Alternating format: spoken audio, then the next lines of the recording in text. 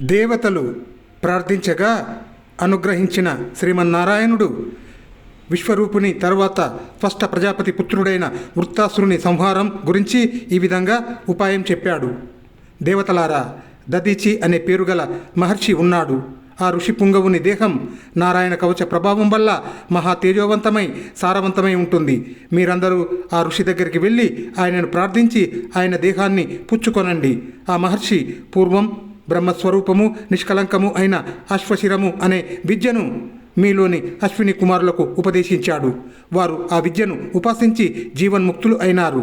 ఆ మహర్షి అంతేకాకుండా త్వష్ట అనే ప్రజాపతికి అభేద్యము మత్ నామాంకితము అయిన నారాయణ కవచాన్ని అనుగ్రహించాడు. త్వష్ట దానిని తన కుమారుడైన విశ్వరూప ప్రజాపతికి ఉపదేశించాడు. ఆ విశ్వరూప ప్రజాపతి యొక్క సోదరుడే ఈ వృత్తాసురుడు. ఆ దదీచి మహర్షి దాతలలో మేలుబంతి. మీరు ఈ అశ్విని కుమారులను ముందుంచుకొని ఆ మహర్షిని ప్రార్థించండి.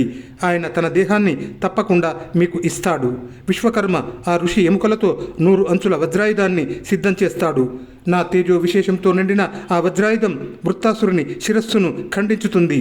అప్పుడు మీ తేజస్సులు మీ శస్త్ర అస్త్రాలు మళ్ళీ మీకు ప్రాప్తిస్తాయి. మీరు మునుపటిలాగా ప్రకాశిస్తారు. ముఖ్యంగా నా భక్తవరేణ్యులు ఏ లోకంలో ఉన్నా వారిని ఎవ్వరూ జయించలేరు. మీకు మేలు కలుగుగాక. ఇలా ఆజ్ఞాపించిన వాడై శ్రీమన్నారాయణుడు అంతర్ధానమైనాడు. అనంతరం దేవతలు అశ్విని దేవతలను ముందుంచుకొని దదీచి మహర్షిని సమీపించి దర్శించి ఈ విధంగా అర్థించారు.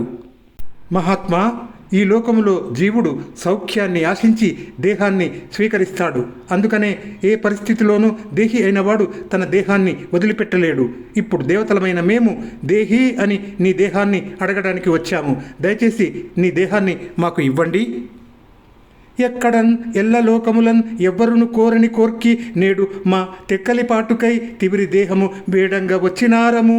ఏము ఎక్కడ తీవ్ర కర్మగతి ఎక్కడ దైవ కృతంబునుగాక ఈ త్రొక్కుడు దానము ఈ వరుసన రోయక వేడుదురే జగంబులన్.